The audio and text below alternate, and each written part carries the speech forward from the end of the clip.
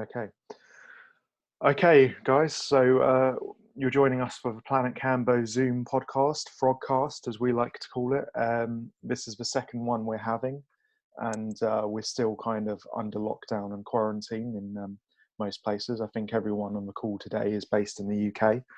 But yeah, we're just going to start talking about conversations, and we've got some topics we want to get into. I think one of the first ones is fear and how people are managing fear under the circumstances, because understandably there's probably quite a lot of people out there who are quite anxious and concerned about the situation. So Ali, I know you had some thoughts on that. Why don't you Yeah, this is quite a strong topic. I've been actually working on myself because I'll just start with a little story. A couple of days ago, I had a moment where I suddenly it just dawned on me like that this situation could go on for some time, and I had like a number of like a flow of thoughts or of things that coming up like on emotions of how long this could be prolonged for, and it just crushed me a little bit, and I needed I had to find some way to deal with it like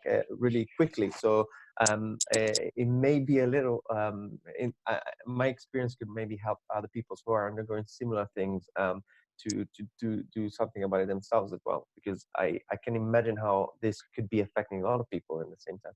So in particular was one thing. It was like the for me, I'm a very like extrovert type of person. So the fact that not being in touch with other people, not literally physically touching other people, like even just hugging or things like that, is something I really miss. And the idea of not being able to actually do that for a while, it was a bit dawning on me the other day. And but it is a challenge of this moment of time. And so I really had to it really brought me to use all the tools that I have, including rappe, meditation, and even prayer, I have to say. And but I mean it as like going deeper inside to ask for resources to actually help overcome this. So it's a form of surrender in a way to everything that's coming to your door in terms of experiences, emotions, and the full package of what we are going through right now. And in yeah, so these are the tools that actually help me out, and in a way quite weird and very fast actually. The situation turned around very quickly, so that a number of experiences happened in just the last 48 hours, where I actually got a lot of support on that side, on even just by striking conversation with random individuals while I was going to work shopping. So in a way, like, still there was stimulus to say, just keep your hope up, this is just temporary, and go on with your practice, go on with your what you're doing, you're gonna be fine. I just had that feeling, and I was very cheered up. And as well, breathing techniques that helped me a lot. And so I would like to just to to just point out that fear is a in a way healthy reaction to what's happening now, but it needs to be handled, in my opinion, because if not, it can actually be overwhelming. It's normal that it rises up, but how you manage it to lower it down is what makes a difference. So many methods that we're probably going to discuss today and are going to help out actually in that way, I guess. I would start with discussing one that really is working for me a lot, which is meditation with the use of rappe, the tobacco snuff, which is Amazonian medicine, probably the most sacred ones that I learned through the help of John, and which is really a grounding medicine, and it helps you actually not to escape in your thoughts, but be here and now. And that actually really helped me, especially 2 days ago when I was a little bit in a dark place. It helped me to just shake that up quickly. Yeah. Okay. And there are many others. Yeah, that's great. So just as a side note, we are going to be sending out some free rappe to our email list. So if anyone watching this is interested in getting hold of some of that, then just get hold of us in the comments, and we'll get in touch. But well, I tell you what, when we post this on our platforms, I'll put a link where people can go to get their free rapé and self-applicator.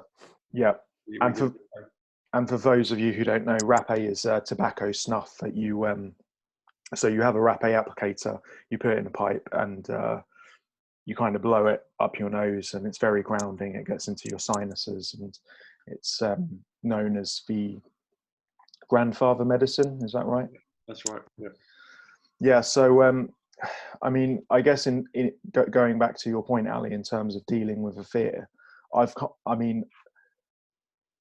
of just accepted the situation. I find self-acceptance and accepting the situation and the fact that, I mean, it's possible that anyone can contract this disease and possibly die of it. So at the moment, I found that's kind of helped. And but yeah, I mean, if anyone's got any other ideas of how they're dealing with the situation, and I mean, has there been much anxiety coming up for the others in the group?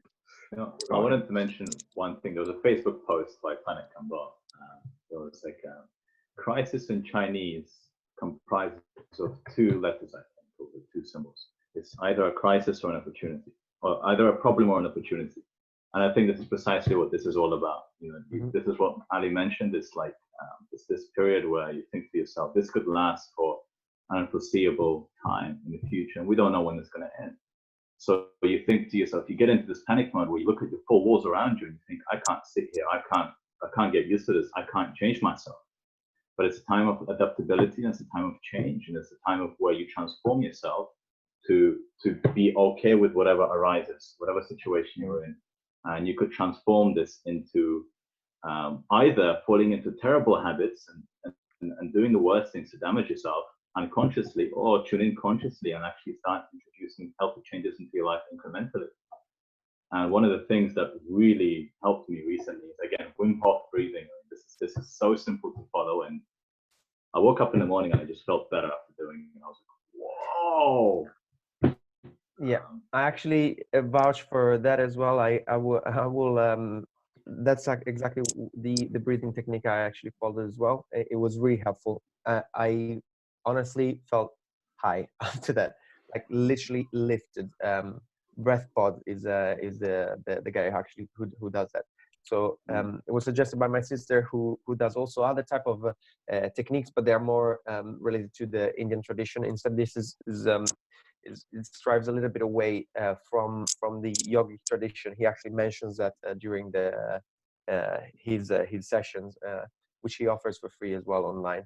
That was a big moment, a big shift moment, but I had to be prepared to actually dive into that, which is completely new as well for me, and trust a suggestion from my sister who didn't give me any kind of preparation to what was going to happen. But it is very, very, very uplifting type of very deep type of meditation. Very nice. So yeah, definitely breathwork was my second suggestion for this moment. Whenever there's a moment of like anxiousness rising up, rather than actually doing more like letting the thoughts actually drive you into further like negative vortex, like too much research on the internet, too much like overwhelm of information, because there's a lot of noise. It's actually to just calm down, step back, and actually take a moment to breathe and calm down all these the messy thoughts that can kind of come up, especially if you have a tendency to go into like left brain kind of imbalance, so very rational, trying to figure it out and give meaning to everything, and stuff like that. What I would say is that following on from what Nick says about it being an opportunity, is that when feelings come up, pleasant and unpleasant, what we try and do is we want to keep the good feelings and we want to get rid of the bad feelings. And I think that when fear comes up, what you need to do is sit in the fear and just meditate on it and let it wash over you. Don't do things to try and get rid of it. I mean, I'm not saying, you can do the breathing and all these things, but don't like try and run away from the fears. Just sit in the fear and examine it and think, right, what is this feeling? Just sit in it and feel the fear and let it wash over you, and it will pass, because all feelings need to be felt. Fear is one of them. So obviously don't fuel it. You know, if you go into a frenzy of like Googling coronavirus and all, you know, and all this stuff and making it worse. But I think it's important that you feel the feeling and you sit in it and use it as an opportunity to meditate on the feeling and get comfortable with fear. If you can be comfortable with fear, that you've mastered something in life. Like, we all hate fear, and they say there's nothing to fear other than fear itself. And I know from my own experience, I try, you know, it's natural to want to run away from fear. But what you have to do is you just have to sit in the fear, sit in it, feel it, and just allow it to be there. And you'll see that actually there's nothing underneath it. It's just a sensation just there. And to just be present and witness that feeling and allow it, and then it will pass. Because all feelings and emotions, they're like waves. They come up, they rise to a crest, and then they recede. So I think this is a good opportunity, especially as we're all disconnected now from work and from other people and distractions. So a lot of emotions may come up, and I know this. I did a Vipassana a couple of years ago, and on Vipassana, for those of you that don't know what it is, it's a 10-day silent meditation retreat. And on Vipassana, you have nothing. They take the phone away from you, no computer, no book. You don't have anything at all other than this meditation process. And when you take everything, all the stimulation away, it was like emotional purging. Once it got into, say, past day 3 and 4, I had a lot of negative emotions would come up when I was sitting in the meditation. I'd start to get this really unpleasant stuff would come up, and I don't know what it was about. It was probably something from my past that was repressed, and this sensation would come up, and it would be horrible, and I'd be just sitting in this feeling of whatever it was. I can't remember, it's grief or sadness, whatever it was, and maybe some anger. And I wanted to run away. I wanted to do anything to get rid of the feeling, anything. I wanted to go and use my phone or just get away, anything to get rid of the feeling, but I couldn't. I just had to sit there, and I just sat in it, and it lasted about, whatever it lasted, half an hour, 40 minutes of sitting in this really unpleasant feeling, and then it passes. And when we can do that with everything and allow all these feelings to flow, then and I know this from other people that have told me this, and I don't claim to be an expert because I still run away from my feelings a lot of the time. But when you can fully feel all of your feelings, then life will become magical, because everything will just start to flow through you, and the negative feelings won't be so sticky. They won't stick around so much. They'll just come up, and because you've tuned yourself to just allow things to flow through you, then when positive and negative feelings come up, they stay for a little bit, and then they pass through. Yeah, absolutely. The blocked feeling that you were talking about, those stuck feelings, in Indian tradition, they're called samskara, if I'm not wrong, and they are basically they are what you sum up as a karma. Basically, they are the things that you haven't dealt with yet. They could be coming from, you know, traumas or things like this coming up in your memories you have from your past, or something that shocked you, something really left an impression, and you haven't been able to deal with properly, to sit on it, as you're correctly saying, just to, you know, just feel it through. At the moment you do that, they lose completely their energy, and you're not anymore influenced by it, neither in your thoughts or your behaviors. And so yeah, absolutely, that's the correct way to go. And the breathing technique, for me, it's a way to be able to sit on it, to just have like a mean to just take some space and time to just sit on those feelings as well. Yeah. And something else I would say, just following on from what I said before, in that the reason that when I did this Vipassana, the reason the feelings came up is because the way we live now, we're so stimulated all the time. Like, we're constantly on the computer, we've got a phone, bright lights everywhere. There's this constant stimulation, and it's very unnatural. And what this constant stimulation does is it pushes the feelings down. So when you're constantly doing things, constantly on your phone, constantly on the computer, constantly looking at YouTube, Facebook, all of these things, subconsciously there's feelings that want to come up, and without realizing it, when you get this feeling that wants to be felt, it will manifest as a craving. and that craving will be to use a substance, to look at Facebook, to look at your phone. So when you get that urge to like scroll on your phone, what that is an unfelt feeling coming up that your body and brain is just interpreting as a craving. That's what cravings are.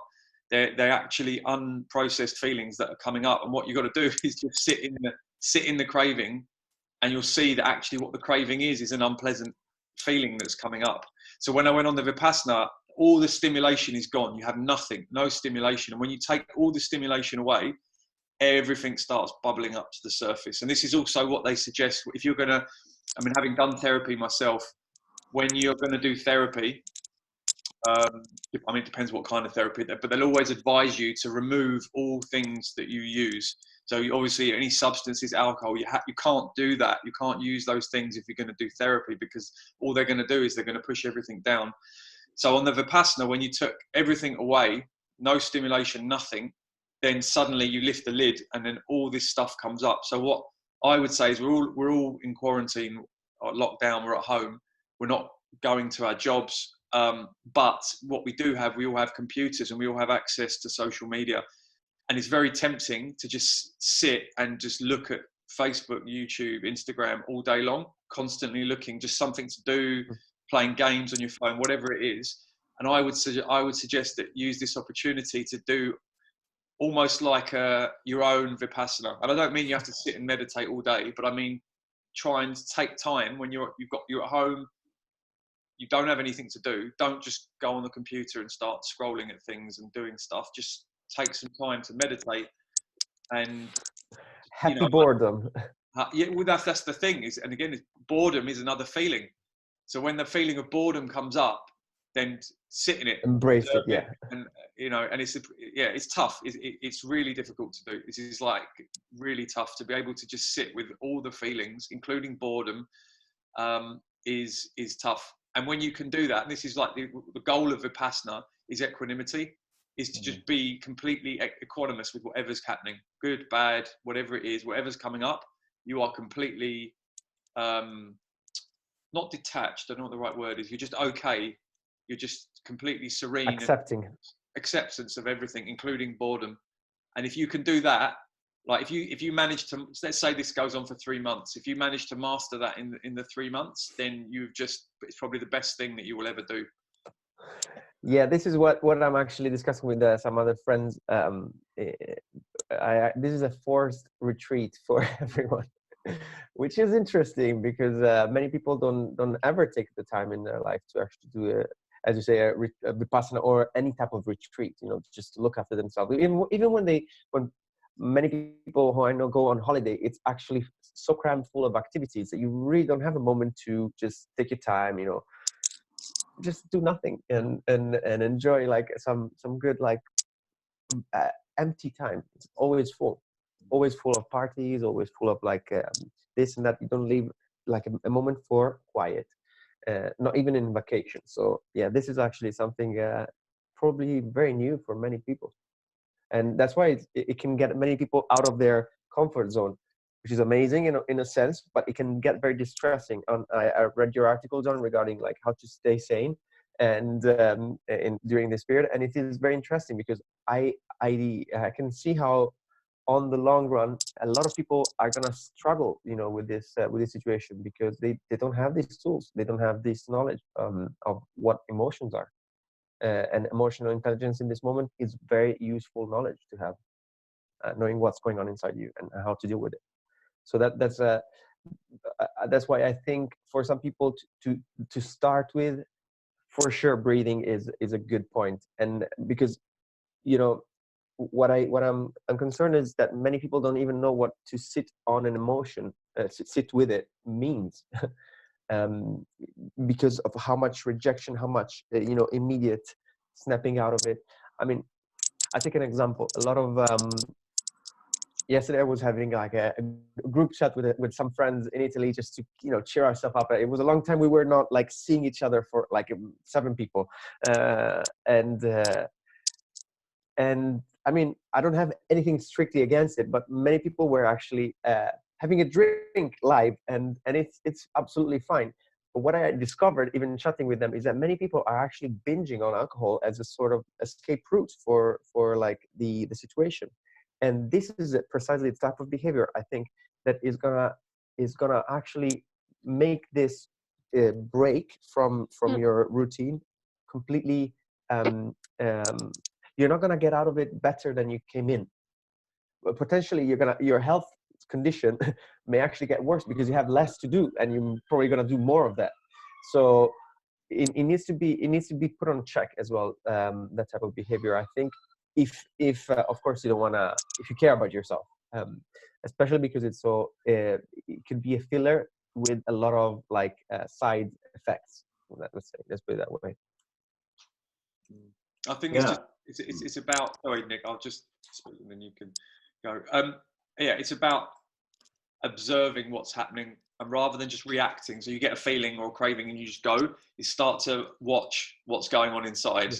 Watch the thoughts. Watch the feelings. Watch the urges to do things, and then start to change a bit. So when you get that craving, every time you get that craving to reach for your phone or to reach for the drink, use that as an opportunity to just sit for 10 minutes or 5 minutes or half an hour or whatever you want. Sit and meditate on the feeling and feel the feeling and really try and get familiar with it. Like, you've been pushing this feeling away your whole life. So like allow it to come up and come up close and really look at it, really examine it in a sort of almost scientific way. Just look at it. What is the feeling? Actually, what is it? Yeah. What's it made of? What does it feel like? Where does it feel like? Because sometimes it's even a place in the body specifically that you can reconnect into. Yeah.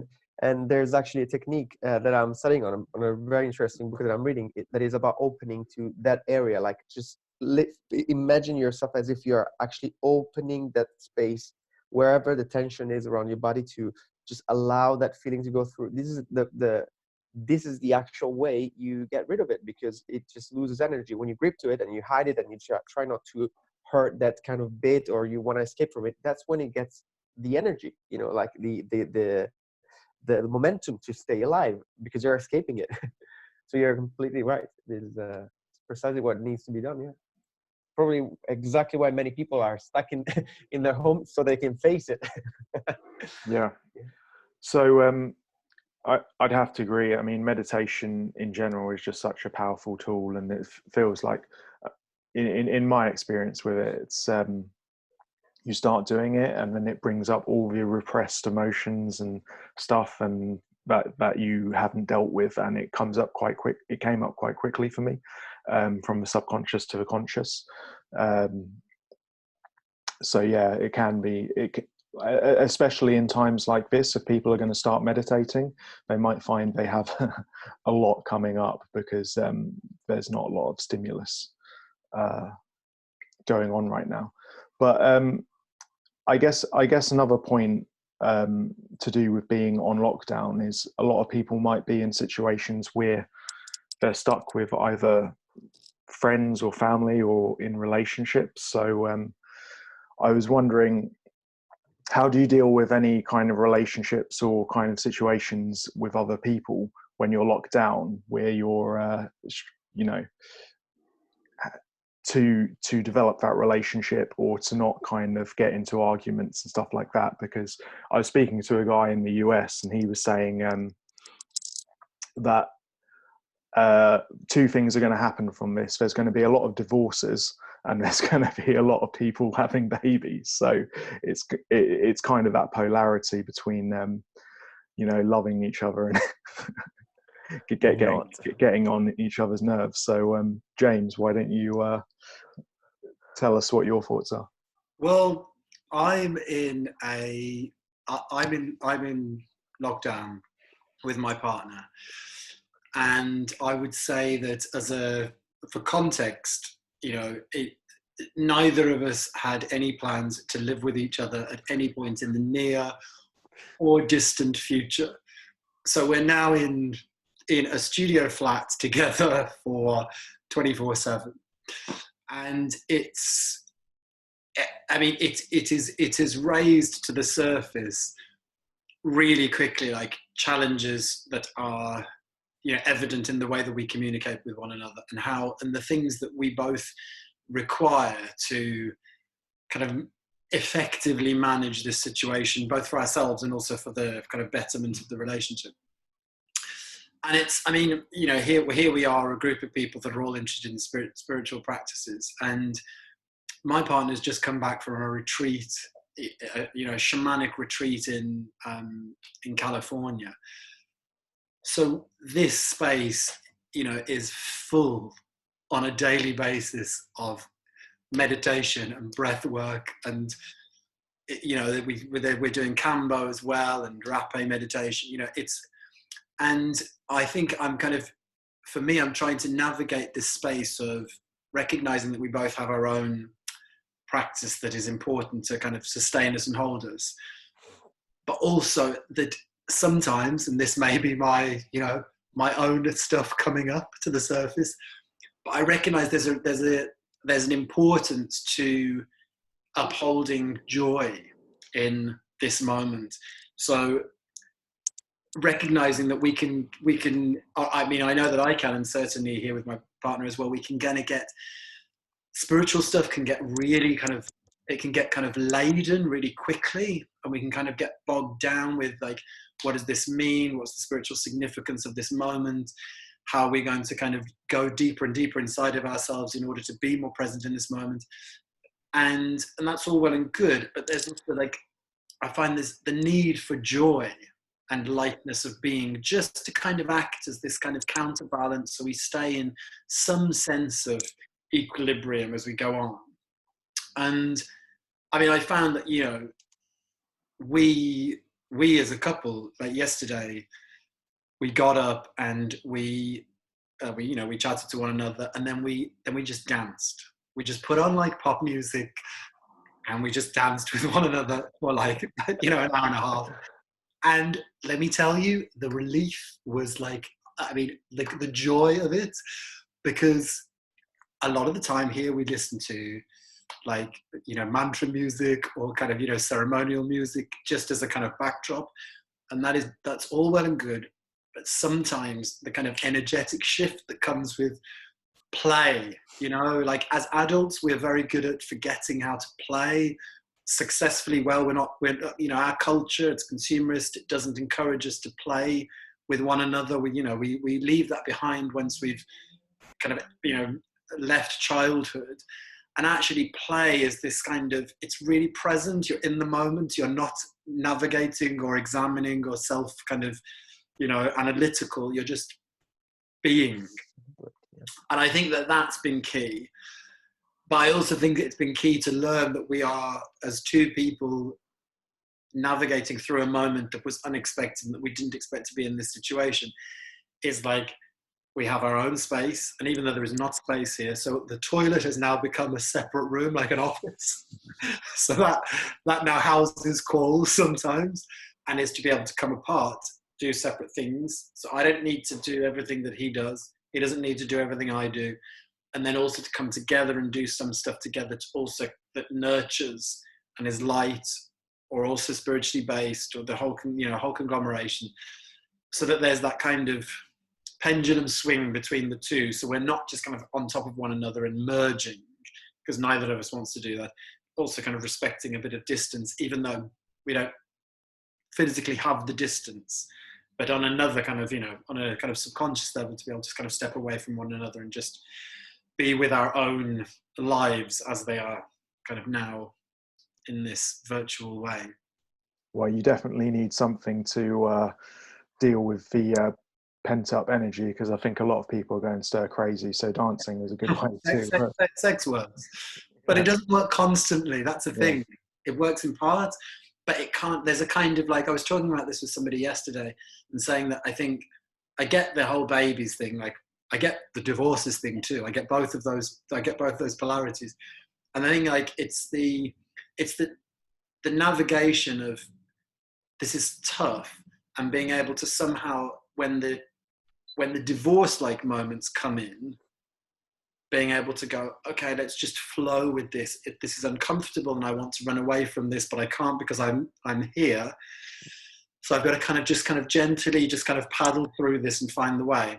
And on the other end, like sex is connective and unifying and joyful and playful and all of those things, but also too much, it can just then become kind of muddy, and and that you lose the distinctness of the two of you. So it's like a seesaw we're on right now. Yeah, big time.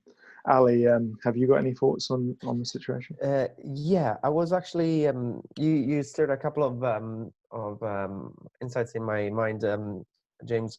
One is it that as we were discussing before, how to react to fear. This is actually potentially a very positive moment from another point of view, because people who know how to work with this have a big responsibility to keep the frequency high and keep our own moods very elevated and joyful, as you were saying. And dancing is a very good way. Also, singing, or like I mean, even just physical practice is a way to just keep feeling good, no matter how dense the environment can get around us, especially from the, if you will, like a fear mongering point of view. Because well, I actually don't do that, but a lot of people do actually follow constantly, continuously, obsessively the news and the television and everything that's coming in mainstream, and it can get really heavy to deal with it. So whether we are understanding precisely how or not, that actually influences us as well, just in the way people talk to us, even, or just if you believe in that or not, even through thoughts of other people can actually come land on our laps. So it is actually our responsibility to be always really high, and in a way dispel a lot of the negative that is around us. So absolutely, practices like that, keeping joyful, keeping playful in a moment like this, it just exercises a little bit, the heavy, dense, like fear energy that we're being bombarded by a lot.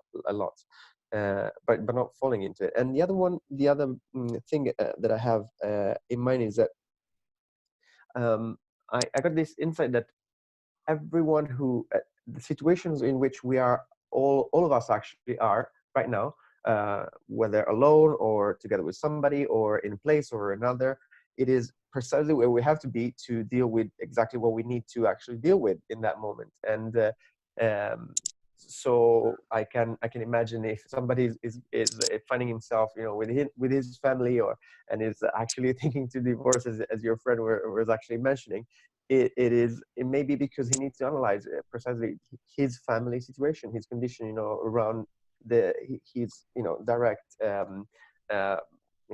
family, so family links, and understand what is wrong with it, and try to deal with it. And other people who may be alone or have well, like myself, probably have to work a lot more on being with themselves.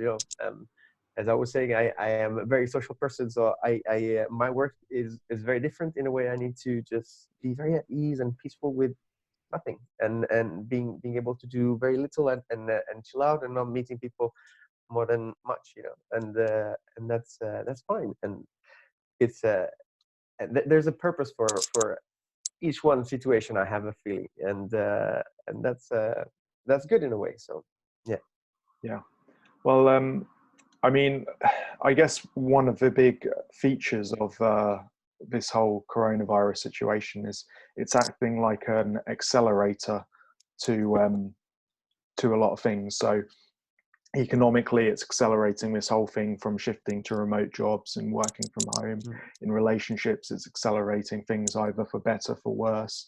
It's just bringing a lot of issues to the forefront. So yeah, I mean, it is kind of like a crisis situation at the moment. I mean, I've been dealing with it okay, because I felt like I did a lot of kind of the preparation work that a lot of people are doing now beforehand, without knowing that this would happen, obviously. But a lot of meditation work and inner work and that kind of stuff. So I mean, so far I've been okay with it, but I'm just wondering, like, how are you?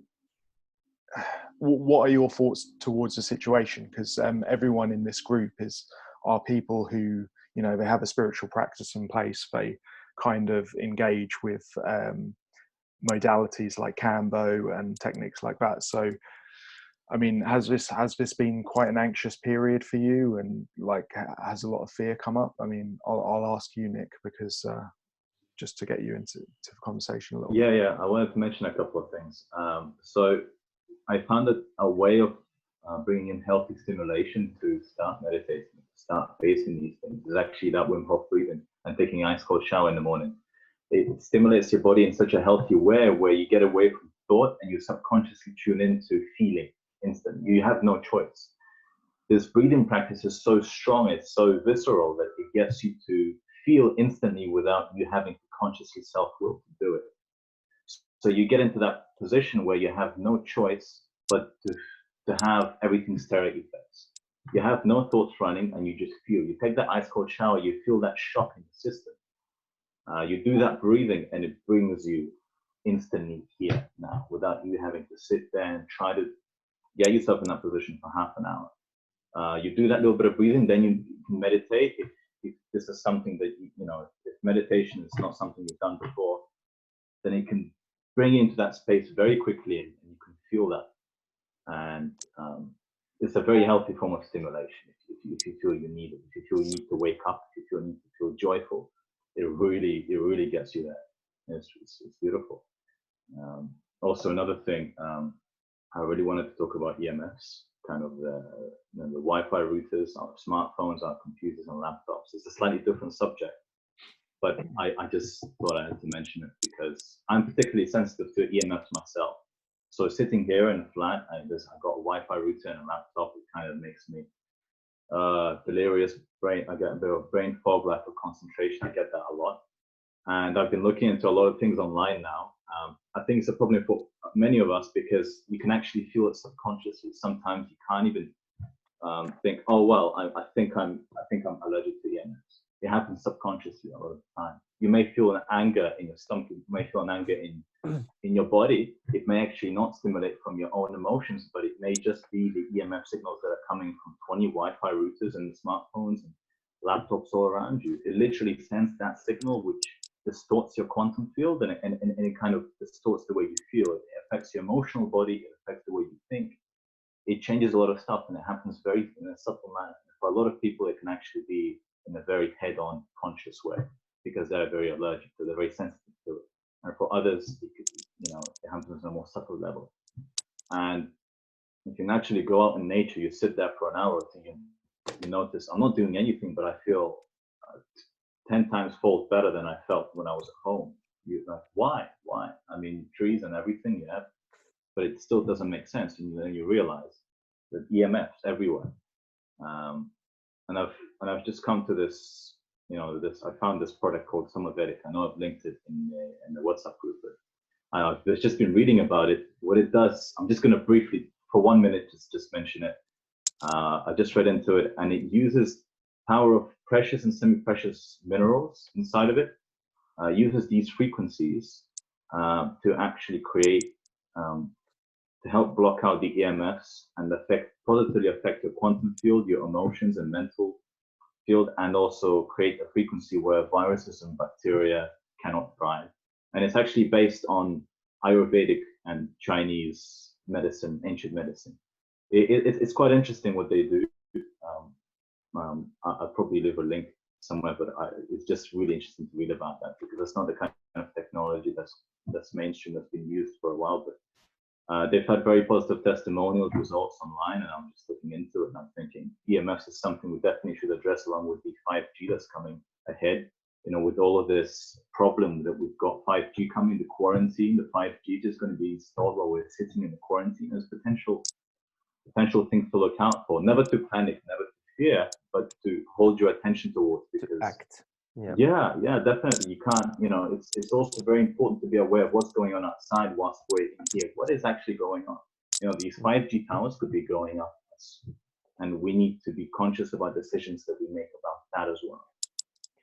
So it's kind of finding the balance about meditation and also kind of using a little bit of thought awareness to see, well, what is actually going on?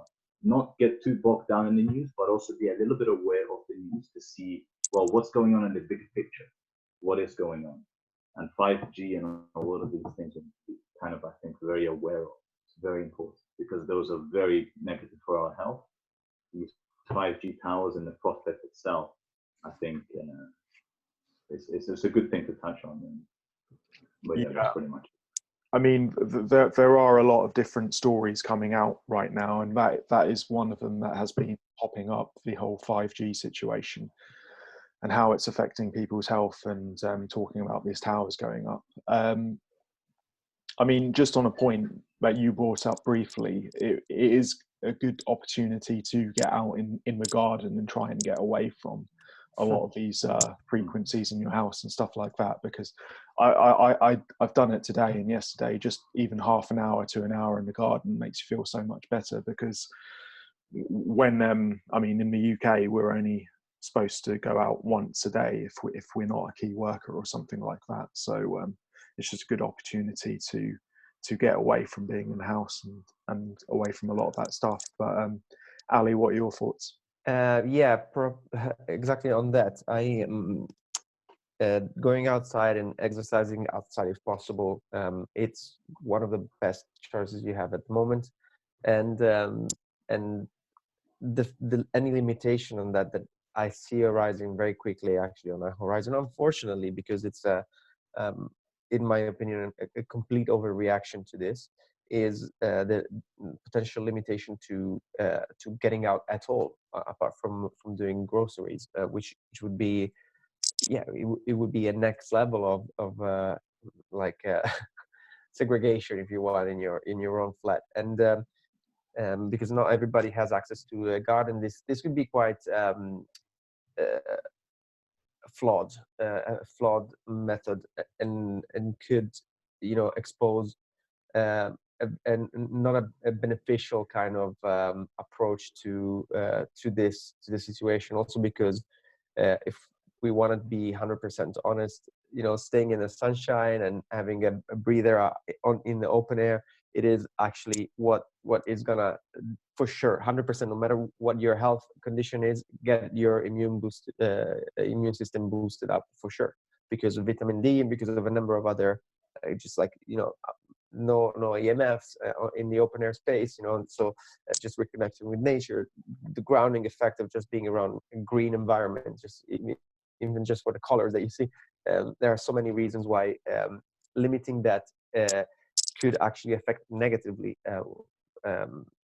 your health condition, and that's why it needs to be opposed with I think honestly with a clear voice, and if you are in discord with that, with any further measures as they are being a little bit waved in the air,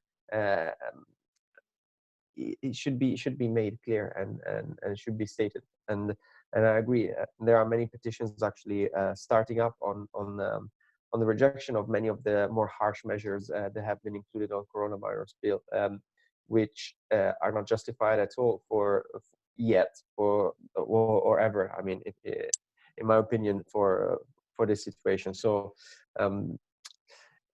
it is not really a matter of opinion, because it's based on basic human rights principles, but definitely the actual getting out, it is a necessity. And but we're in difficult times, and they're evolving, and we'll see if that's still going to be an option for long. And I guess we're going to just deal with it as it comes, whenever that comes. Yeah, I mean, the whole politics argument is we could go off on a tangent on that, but that's probably a topic of discussion. Another one, and yeah. But James, so you mentioned you were self-applicating and doing Kambo during this time. Yeah. I was just wondering, is there any specific reasons you're doing it? Just to kind of like, are you on your own process? Was that something that was going on for you already, or? Yeah. So I was before this started, I was sitting like once or twice a week anyway, but as part of my own process, the development of my own relationship with Kambo. So I've continued that as part of my own kind of learning in this situation. None of us have any clinical evidence to suggest Kambo, you know, what Kambo's relationship might or might not be with coronavirus, but I, you know, for my own sense of, you know, well-being and supporting my immune system, then for me it fits into that package as well. And I have served my partner as well as, you know, as a maintenance of, you know, as part of the maintenance of his well-being as well. So it's a continuation of something that I don't want to lose that. And I have felt, every time I sit, you know, I feel so much lighter afterwards. And I'm trying, you know, I mean, you know, Ali was talking earlier about access, you know, news consumption. And I recognized that at the beginning I'm not a massive social media person, but my news consumption was kind of growing exponentially each day. So I was going back and reading, and I recognized the response that I was getting from the consumption of that. So I made a choice then to say, okay, well, you can get up in the morning, you can read the kind of global updates, so you have a sense of the connection to what's happening around the world. And so I've got like 20 minutes, that's okay, and then that's it. And so there's a reduction on that. But Kambo, just, you know, I just feel lighter and healthier and better and stronger for it. So it gives me a clarity, you know, continually. And I wouldn't want to lose that in this moment in time. Mm. I don't know whether anybody else is continuing to self-apply at this. Yeah, I was interested in that. Is anyone else self-applicating? Yeah, I did one. When was it? A couple of weeks ago now. Because I actually I was ill. I don't know whether it was coronavirus. I have no idea. It was very mild, and I had one night a very mild fever. Like, I wasn't sweating or anything, but just in the night I was a bit shivery. And then I had some aches and pains the next day, and then I got like a gastro thing, a weird like stomach thing. And I was like, okay. When I woke up one of the mornings, and I thought, okay, well, I should do Kambo. It makes sense to do it. And it was one time I did it, and it was quite a tough one actually, especially because this issue, it was like my stomach wouldn't empty. So when I would eat food, it would just stay in my stomach. So I fasted before Kambo. I fasted at least 12 hours. But when I did the Kambo, I was still full up with food. So it was like an unpleasant purging process. But that's what I've just did it the once, and I'll probably do it again very soon. But I haven't been doing, like, James, if you've been doing it once or twice a week, you said? Yeah. Once or twice a week, each week. Yeah. That's really good. Yeah. But this when I did it, and I think that my most in this period of time that we have had thus far, there was a period of probably a week that was where I felt the most like, the first week I felt like, oh, this is great. Like, oh, people are doing meditations and breath work and yoga online, and I get to chat to all my friends. Everyone's got time suddenly. This is okay. And then suddenly the next part, I was like, oh God, this is less fun now. This, the kind of parameters around it. And when I did this, probably last week, I did Kambo twice, and one of them was just brutal, just really brutal. And I mean, it almost floored me. It was so brutal. But it was in a moment where I was, I was aware that I needed to kind of let go of my own tensions around, the multiple factors that are involved in this current situation. But it was a deep purge, but it was done, and then I came out of it and I felt really settled and calm, and happy with myself. So. And also thinking that I never get ill. So since I started doing Kambo, over like that 10 years ago, I don't get ill. I never ever get colds. I never get flus. Never. So the fact that I got ill does point to something. Although, as I said, it was very, very mild. Like, you know, really, it was like 2 days of very mild symptoms. And yeah, I did the Kambo, and then yeah, within a day after that, I was fine. It was gone. But yeah, I don't know. Who knows what it is? I think Natalie mentioned there's a stomach bug going around as well. Maybe Helen mentioned it. I can't remember. So maybe it was that. I don't know. But yeah, I will do Kambo again very soon. I think it's be a good opportunity. Like as James is doing, you're at home, you've got nothing to do, you haven't got to go to work, so why not do some Kambo and use the time to really go into the medicine. Yeah, on my part, I have actually done just microdosing, and when I did the ceremony for a friend, what was it, like 3 weeks ago, less than that, and just to connect with the frog while I was actually doing the ceremony for her, and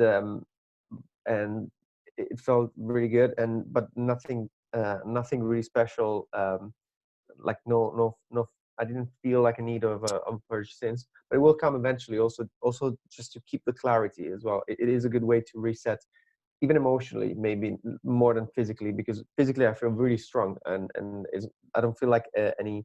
I feel like actually my immune system has never been stronger than this, for many reasons. Probably mostly also for Kambo, for all the, you know, the cleansing that has gone through even in the last year and a half or so. So. Yeah, that could definitely help actually settle a lot, and clear also the cloud of, in a way, you know, dispel a little bit of all the negative energy that has been, you know, waiting on pretty much all of us in a way or another, who more or less. There's there's in combination, I should say, that there's like the way we eat here is, you know, Kambo has kind of one element, but also like we eat really well, you know, really nutritionally dense, good food, no processed food, no sugars, that kind of stuff. And that in and of itself as well, just for kind of general physical and mental, emotional clarity. I think that, you know, they work in Combination. in kind of concert with each other, if you like. Combination of the two. Yeah, so I mean, following on from that, we've talked a little bit about self-applicating in Kambo, but how are people finding things like, you know, since we're all indoors a lot more, are you developing any like cravings and addictions, eating unhealthy foods? You know, what kind of, because the gyms are, you know, closed down now as well in the UK, so how are you kind of keeping yourself in a routine and in shape? I found that fasting helps a lot. Intermittent dry fasting, brilliant. If you can, what I typically do, I finish eating by 3-4 p.m. Have a good meal by then, when you know, digestive system is at its strongest, and then just leave it out for the rest of the day. Just do breathing exercises, a little bit of yoga, maybe some Kambo in the evening, if also that's an option. And then actually you feel like you don't want to eat, you don't want to drink, and you feel good. You feel you're less weighed down by food. You feel you're less heavy. You just feel a certain lightness, and you know, continuing that, doing that on and on is really nice. It's tricky at first, but actually it gets easier. So intermittent dry fasting or intermittent water fasting, I think that's a wonderful idea of eating a meal in the morning or midday, and then finishing off by that point. I think it's the easiest to carry on through the day, and then eating again in midday or the morning of the next day. Yeah, that's what I do. I used to fast early in the day, and then have lunch and dinner, like 2 meals a day, and then I got to doing 1 meal a day where I'd fast all day and then I'd eat a really big dinner. And what I've found now is actually much better to do it the other way, and to eat earlier in the day and then fast. And then I found this when I went through a period, it was probably about a year ago now, where or less, maybe 6 months, where I was doing a lot of fasting and I did some long fasts. It was actually when you did your training, Ali, that was when it was last May, was it? Yeah. Was it May? Yeah. Yeah. But I was doing, for the whole training weekend, I think I did a 5-day fast while I was teaching on the training. Yeah. And what I found was, when I was fasted, I'd slept so well. My sleep was amazing. Yeah. And that's what's prompted me now. I don't like going to bed with a full stomach. I don't sleep well. And I wake up in the morning with like a food hangover, and I hate feeling full up in the morning. I much prefer to eat breakfast and lunch, or just lunch. And then when I go to bed, I've digested all my food and I'm empty, and I go to bed and I sleep great. And then when I wake up in the morning, I'm empty, and then I'm hungry, and that for me feels a much more natural way of eating, that, like, in line with your circadian rhythm. If you think about it, when you early in the day, your body is heating up because there's cortisol waking you up in the morning, and your body's getting hot and it's ready to go out and live in the day. And then at night time, your body starts to wind down and it starts to cool down and get ready to sleep. So it doesn't make sense that as your body's starting to cool down, you just start putting a load of food in you, eating a big meal, because that's just going to do the opposite to what your body's doing, which is winding down. And I've found that, that for me, that's the way to go. Intermittent fasting, eating earlier in the day, and then fasting later in the day, going to bed empty, and then sleeping really well. But I know some people that they need to go to bed full or they don't sleep. So maybe it's just me, I don't know, but I do know some people that can't do that they say that if they don't eat dinner, then when they go to bed they can't sleep because they feel empty. I actually do as well intermittent fasting, and I do your first version. Actually, I skip the breakfast and I eat lunch and dinner as close as a time frame possible. But I still leave at least 2-3 hours before sleep time, because that allows not to be digesting and full on while you're actually sleeping. That works quite well for me, because breakfast was actually causing me quite a big jump on sugar levels, and then I would have craving throughout the days. So it would be a bit more of a fight for me to not snack on things continuously. And this is a way for me to just reach lunch and then go for it. So I mean, according to, I guess it's a metabolism thing. Each one has got a different one, so it works better one way or the other. Now I'm actually reaching a moment where most of the time I have just one meal a day, and it's absolutely fine. Somewhere in the maybe in the late afternoon, and that is enough. I have a big meal, a lot of veggies, and a lot of healthy, fresh food, and that works really well. And it goes in 2 days, but that really.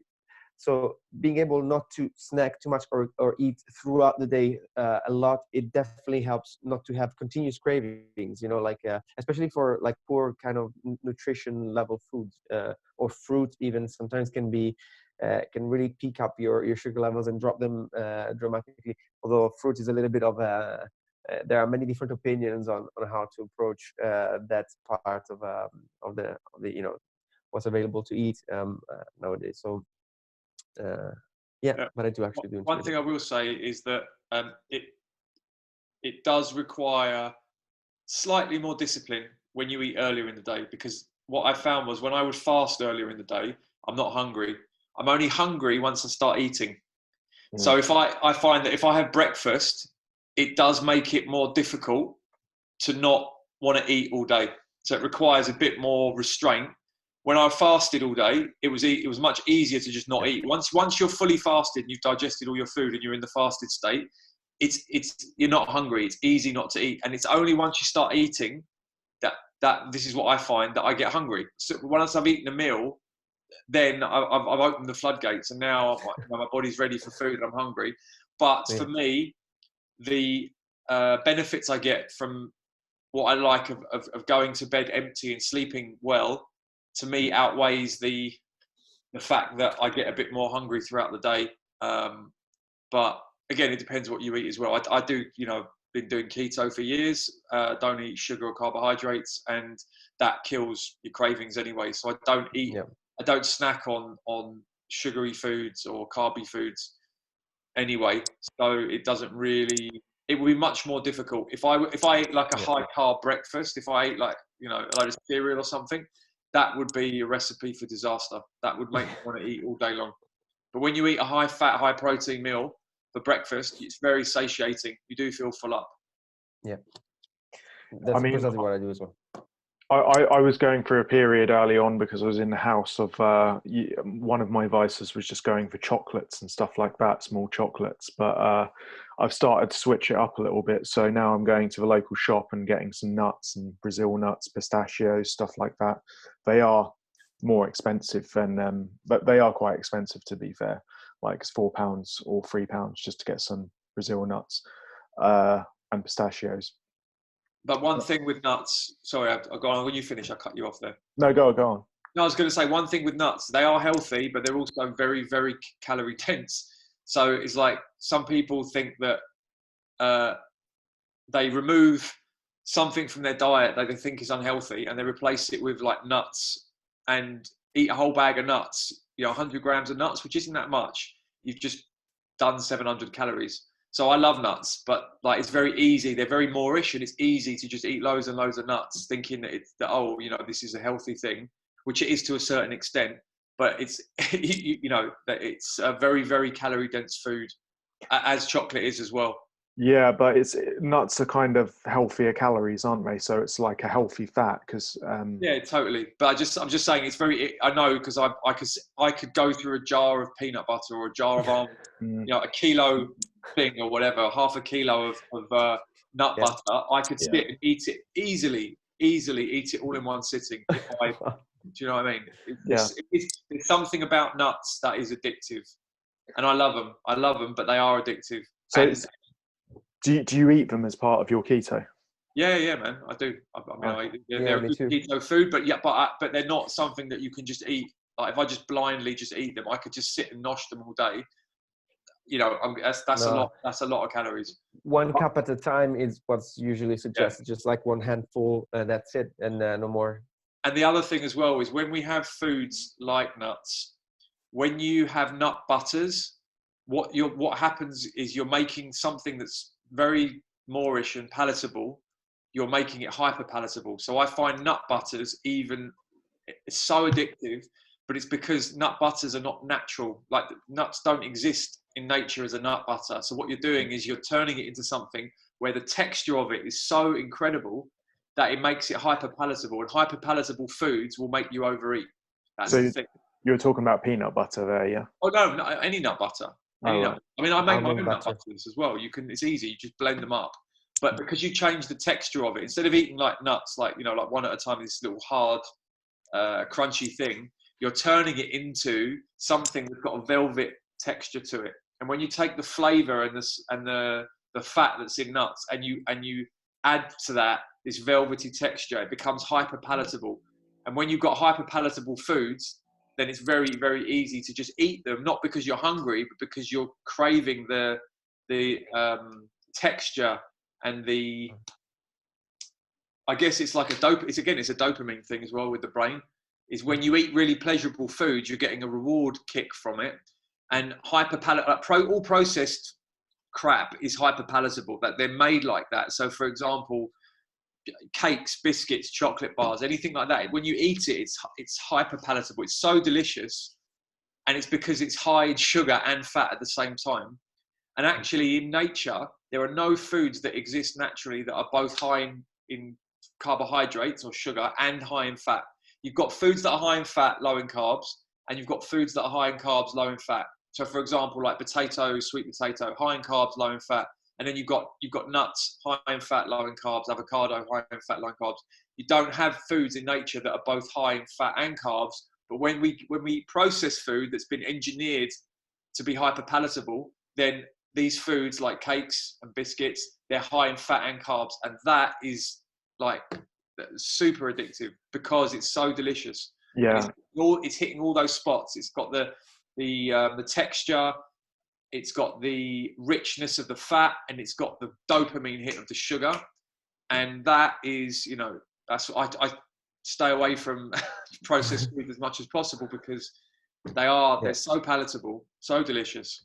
That's why they're so addictive, because fats and sugars are rare in nature. So your body's response is to just gorge on them as soon as you get them. Exactly. It's exactly your body. Your body wants you to get fat so you can survive, to have fat stores. So when it comes across, like, fats and carbs are energy, like protein is building, like muscle. Fats and carbs are for energy, and obviously you need fat for hormones as well. But when you come across, your body comes across something that's like energy. It wants you to eat loads of it, so you'll get fat, and then you'll survive when there's, in the winter. And that's another reason why sugar, even natural sugars, are addictive, is because if we didn't have supermarkets and we were living off the earth, diets would be cyclical, in that if you lived in Europe in the winter, there wouldn't be sugar and carbohydrates. There'd be no fruit. There wouldn't be much vegetation. You wouldn't be able to eat that stuff. And then in the summer, when the sun comes out, all the fruit grows. That's when you would eat these foods, and they're addictive, so that you'd eat loads of them in the summer to get fat, so that in the winter, when they're not there, you're able to survive because you've got fat stores to live off. Yeah. So, but unfortunately, we have supermarkets where you can get anything at any time, and it's actually very unnatural to have such a. It's great, it's nice to have that, but it's actually not a natural way to live, because it's not how. It's not how we. If you look at our ancestors, they didn't have that. They ate what was available at the time, and that would be to do with the season. So diets should actually be cyclical, in that you'd eat what was available at the time, and that would change throughout the year. So you're a big advocate of the primal diet, then, basically.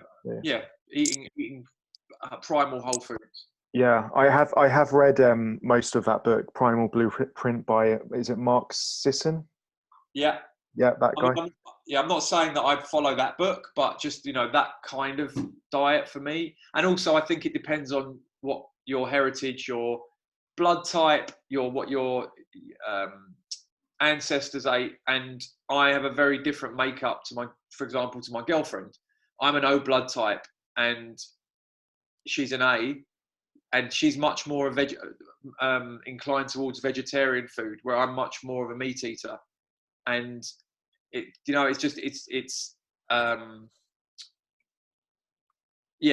just natural. We're all different. Some people do much better on a vegetarian diet, and some people do much better with on a higher protein diet.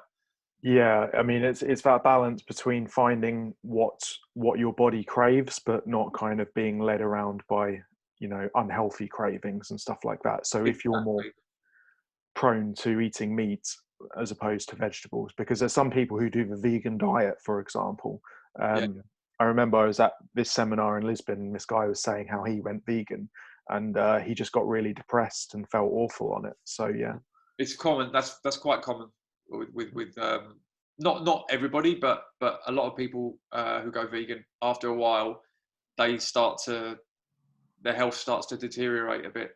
I think it also depends on, sorry. Totally. I'm not saying that that's across the board. I know, like, Nick's vegan. I know other vegans that are totally fine, but I also know vegans who did it for a while and then got to the point where they just couldn't continue. And I've tried to be vegetarian. I've tried it. I can go for a while, and then I just start craving meat. And I think if you're craving something that is a whole food that's not processed, then your body's telling you to eat it. If you're craving cakes, it's different. But if you're craving a whole food that is a natural food, then that's you have to listen to your body. You have to listen to your body, and your body will tell you what it needs. And this is putting all the ethics of meat eating. We're not going to get into that. But all that aside, your body knows what it needs, and it will tell you. And if that's meat, then eat meat. If it's not, then eat whatever your body's telling you to eat. Yeah, I just wanted to mention one thing briefly. It's true. It's just that the quality of vegetables and fruit that you get if you do go on a vegan diet is very important. It becomes key right away, because if you go to a supermarket like Tesco's, you get your celery, you get your cabbage, which are so highly treated with chemicals, and they're grown in soil where it's mostly loaded with artificial chemicals. It doesn't have that same level of nutrition as, say, if it's either homegrown or you get it from one of those veg boxes. It really depends on the nutrition that you have in the vegetables and fruit, and you can feel when you drink like a fruit juice or a vegetable juice, you can actually feel the difference in the kind of the life force, the energy that you feel from vegetables that you get maybe at a supermarket if you put them in a blender, or you get them from somewhere else from a particular source, and that will play a massive difference. Whereas if you do veganism on a kind of supermarket level, and kind of vegetables and fruit that are offered there on the low quality, don't get me wrong, it can be a good thing, but a lot of those things are very low in nutrition. They're starved of it. They're starved of vitamins and minerals. You don't actually feel that much, so you don't get enough satiation. So it becomes more difficult, and it's more expensive to do well. But if it's done well, it can be a great thing. And if it's done with halfway preparation and not too well prepared, then it can definitely be damaging to the body as well, I think. Yeah. And I do think that different bodies, the people's bodies, depending on where your ancestors came from and what they were eating. Like if your ancestors were living in, like, for example, like in Africa, where like the Maasai warriors, you know, they don't eat any vegetation. There isn't anything for them to eat. They live on the milk of their cows and meat. And then there'll be other tribes that live in other parts of the world where they're mostly vegetarian because they have all the, you know, they live in the area where there's all this vegetation to eat.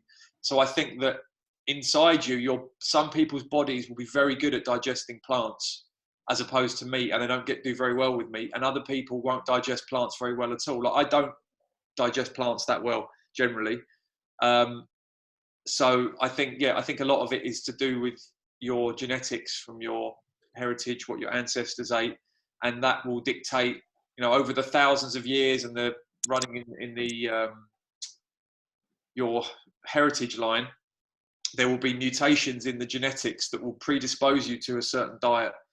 And there's all different, you know, loads of different things going on in your body: bacteria, enzymes, stomach acid. All these different things are going to dictate what a certain person would eat. But the human being is very adaptable. We're designed for adaptation, and we can survive on almost any diet.